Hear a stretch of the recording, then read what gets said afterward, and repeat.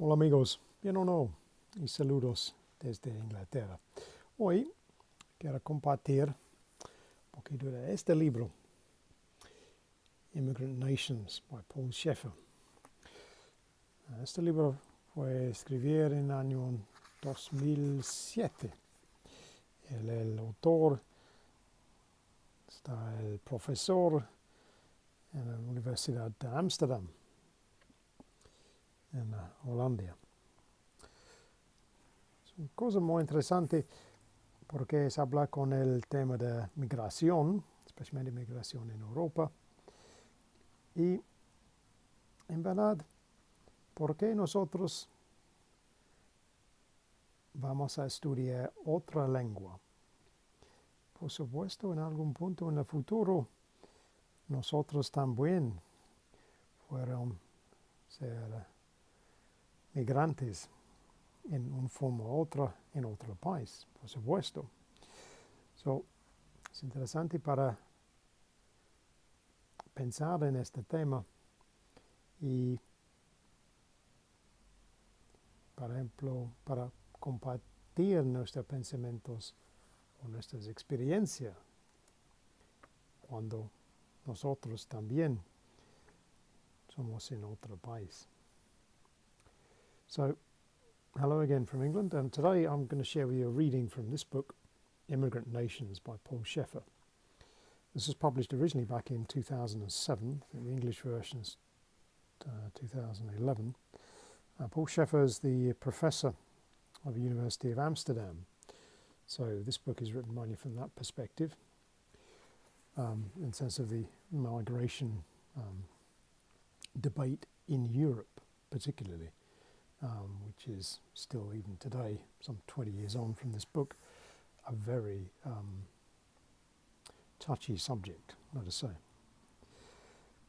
But leaving some of that politics aside, the thing to think about really is that once we start down the path of learning a new language, at some point all of us will, to some degree, be migrants in another country, just by virtue of going to visit for a long period, I guess, to practice the language.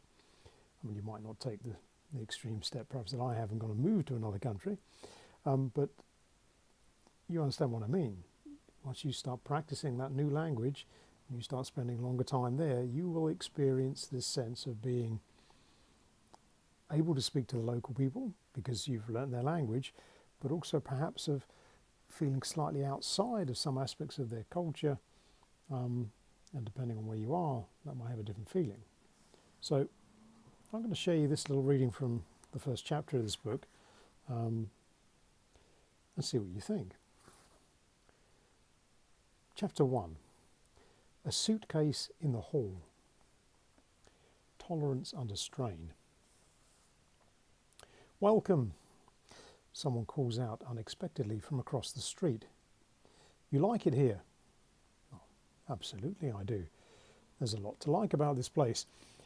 The Moroccan port city of Tangiers is an inviting chaos in the summer months. Young and old, wrapped and unwrapped, parade along the promenade. The city is packed with returned migrants, their children, often fashionably dressed, and behind the wheel of their roomy cars, they're the embodiment of success to those who stay behind. I'd often heard that kind of welcome over the previous few weeks, as Morocco has a tradition of hospitality, but this time the greeting came from a young Moroccan who addressed me in my own native tongue, Dutch, with an Amsterdam accent no less. He spoke with the pride of a host. This is my country, so what do you think? We exchanged a few comments about here and there, and then he got into a car with his friends and disappeared into the traffic. I was left slightly perplexed. The man who'd welcomed me was a compatriot of mine, also from Holland. As soon as he opened his mouth, the market traders of Tangiers would realise that he was a foreigner by birth, if they haven't already concluded as much from his bearing. prices were higher for him than for the locals. He too was primarily a wallet on legs. He was a tourist in a country he knew only superficially, really only from the stories his parents had told them. In his welcome, I detected not just ritual hospitality, but bittersweet vengeance. At last, he could show off about something that truly belonged to him. At last, the roles were reversed.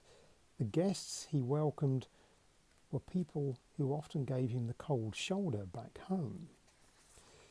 That welcome was almost a challenge, drawing the attention of Dutch visitors to shortcomings in their own dealings with outsiders. At least, that was how it felt. Compatriots in a strange country, yet strangers in our own. That's the state of uncertainty that this book explores, a confusion that has its milder side, but an agonizing side as well.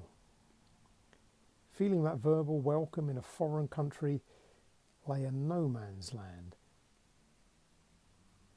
a feeling of not really being at home anywhere. The young man wanted to be proud of a place he mainly knew about secondhand because he could not be proud of the place where he grew up. If we retrace the routes taken by migrants back to their countries of origin, we discover an insecurity that has become our own. Immigrants from all over the world have changed the face of our cities. The original intentions, whatever they were, theirs and ours, ceased to matter a long time ago.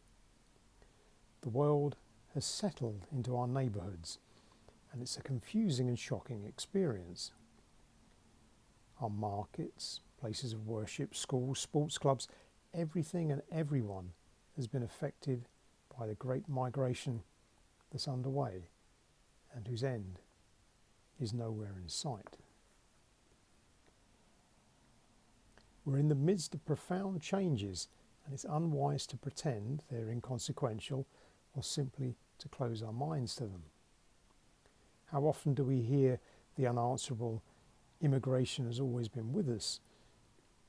The notion that people are always on the move and our own time is no exception. The Amsterdam municipality writes, matter-of-factly, almost half of all Amsterdammers were born outside the Netherlands. This is nothing new. For centuries, Amsterdam was a city of immigrants. It has been open to people of different origins and faiths. Think of the Portuguese Jews, the French Huguenots, and seasonal workers from Germany. There we go. I'll leave it there. But it's a very interesting book. I'm looking forward to read a bit more of this, follow the discussion. Obviously, it's also quite an academic book, so there's a lot of research bits within that. But it's an interesting idea to think about. Yeah? Once we start down our road of learning a new language, eventually that's probably going to take us to a country where they speak that language so we can practice it properly. And if we're there for more than a while and we're no longer seen as tourists, then in a way we will also become migrants to that country with all the baggage that comes with that, whether we like that or not. That's something that's going to come with it.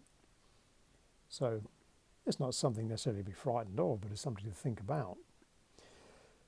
So I'll leave you with that thought. So if you get a chance, check out the book.